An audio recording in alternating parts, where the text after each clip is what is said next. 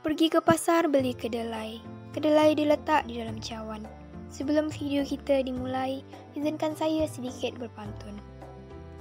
Indah bermalam di awan petang, berarak di celah pohon ara.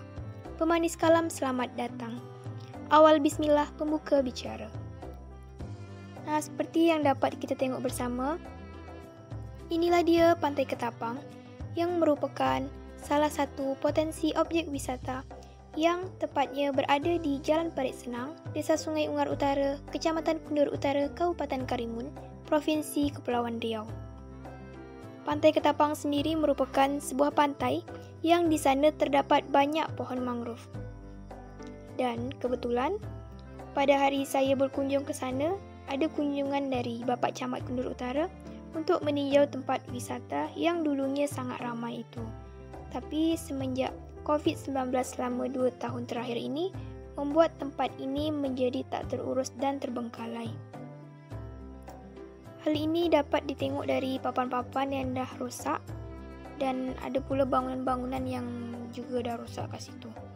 Oleh karenanya, Bapak Camat tu berencana untuk membangun lagi tempat ini agar bisa berkembang atau jauh lebih berkembang dari sebelum COVID-19 melanda. Karena kat sini merupakan tempat wisata yang betul-betul berada di Desa Sungai Ungar Utara dan sangat ramai pengunjung apabila sore-sore biasa.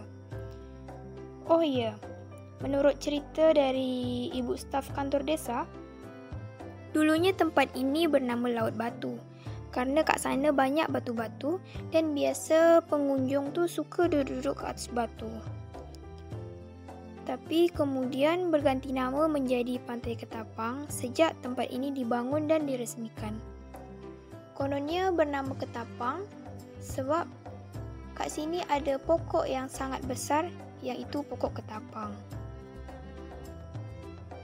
Kalau ditengok, tu kat depan sana terdapat beberapa pulau yang di antaranya ada yang berpenghuni dan ada juga yang tak berpenghuni.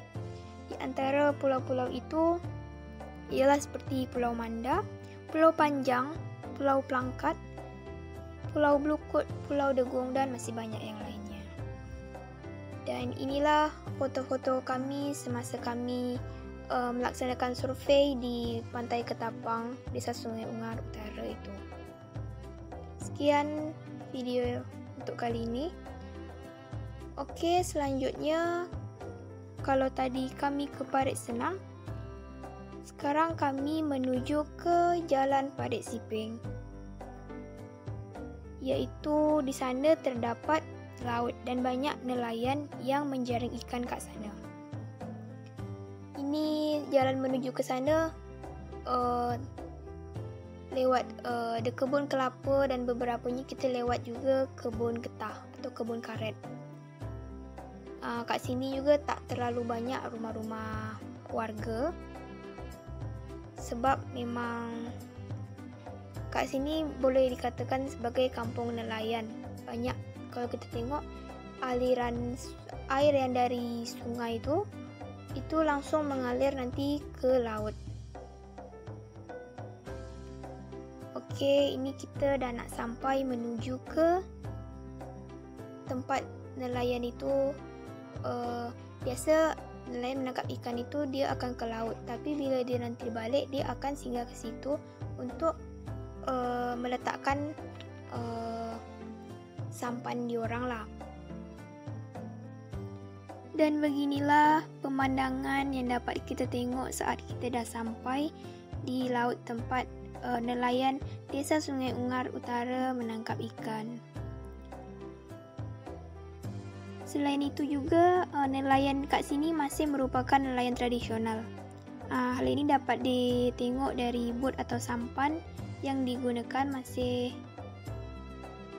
manual dan mereka juga masih memperkirakan arah angin terhadap hasil tangkapan ikan yang didapat. Berdasarkan wawancara dari salah satu nelayan, umumnya ikan banyak terdapat pada bulan Agustus hingga Februari. Sedangkan untuk bulan Maret hingga Juli, tangkapan ikan yang didapat sangat sikit Apalagi pada saat terjadi COVID-19 pada 2 tahun terakhir ini, entah kenapa berpengaruh juga kepada hasil tangkapan ikan. Menurut Pak Basit yang merupakan salah satu nelayan di Desa Sungai Ungar, mengatakan bahwa saat sebelum COVID, mereka boleh mendapatkan ikan hingga ratusan kilo dan sampai dijual ke Malaysia. Tapi entah kenapa pada saat COVID berpengaruh juga kepada hasil tangkapan ikan yang sangat susah untuk mereka dapat. Pada umumnya, ikan yang mereka dapat itu di perairan ini adalah ikan lome dan ikan biang. Itu ada nelayan yang baru balik daripada menjaring ikan.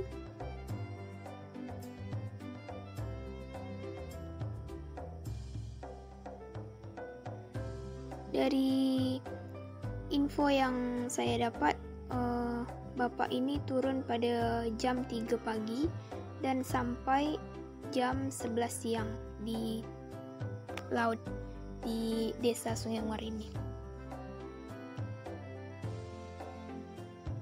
Di sini saya turun langsung ke botnya untuk menengok langsung hasil tangkapan ikan yang didapat oleh Pak Basit.